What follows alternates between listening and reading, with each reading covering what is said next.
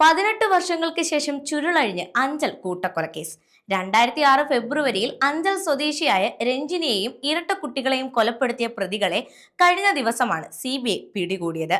24 വയസ്സുണ്ടായിരുന്ന അവിവാഹിതയായ രഞ്ജിനിയും കേസിലെ ഒന്നാം പ്രതി ദിപിൽ കുമാറും അടുപ്പത്തിലായിരുന്നു. രഞ്ജിനി ഗർഭിണി ആയതിനെ തുടർന്ന് സ്വീകരിക്കാൻ ദിപിൽ തയ്യാറായില്ല. പഞ്ചാബിലെ പത്താൻകോട്ടിൽ സൈനികനായിരുന്ന ദിപിൽ കുമാർ ഇക്കാര്യം സുഹൃത്തായ രാജേഷിനോട് പറയുകയും തുടർന്ന് രഞ്ജിനിയെ ഇല്ലാതാക്കാൻ രാജേഷ് സഹായിക്കുമെന്ന് വാഗ്ദാനവും നൽകി. 2006 ജനുവരിയിൽ കൊല്ലത്തെത്തിയ രാജേഷ് തിരുവനന്തപുരത്തെ ആശുപത്രിയിൽ വെച്ച് രഞ്ജിനിയുടെ കുടുംബവുമായി അടുപ്പത്തിലായി. ഫെബ്രുവരിയിൽ ഇരട്ടക്കുട്ടികളെ പ്രസവിക്കുമ്പോൾ മൂവരെയും കൊലപ്പെടുത്തുക എന്നതായിരുന്നു പദ്ധതി. സംഭവ ദിവസം വീട്ടിലെത്തിയ രാജേഷ് രഞ്ജിനിയെയും 17 ദിവസം മാത്രം പ്രായമുണ്ടായിരുന്ന കുഞ്ഞുങ്ങളെയും കഴുത്തറുത്ത് കൊലപ്പെടുത്തി. കൃത്യം നടന്ന ദിവസം പ്രതി ദിപിൽ കുമാർ പത്താൻകോട്ടിൽ തിരികെ ജോലിയിലും പ്രവേശിച്ചു.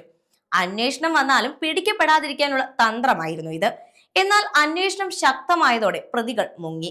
ആദ്യ 2 വർഷം കയ്യിൽ ഉണ്ടായിരുന്ന പണം കൊണ്ട് രാജ്യം മുഴുവൻ കറങ്ങിയവർ 2008 പോണ്ടിച്ചേരിയിലെത്തി മുൻപ് പഠിച്ച ഇന്റീരിയർ ഡിസൈനിങ് ജോലികൾ തുടങ്ങി. കള്ളപ്പേരും സ്വീകരിച്ച ഇവർ അവിടെ തന്നെ വിവാഹം കഴിച്ച് ജീവിക്കുമ്പോഴാണ് CBI പ്രതികളെ കണ്ടെത്തുന്നത്.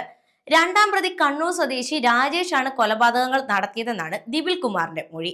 ആഴ്ചകൾ നീണ്ട ആസൂത്രണത്തിനൊടുവിലാണ് 2006 ഫെബ്രുവരിയിൽ കൊല്ലം അഞ്ചൽ സ്വദേശിനി രഞ്ജിനിയെയും ഇരട്ട കുട്ടികളെയും കൊലപ്പെടുത്തിയതെന്നാണ് CBIയുടെ കണ്ടെത്തൽ.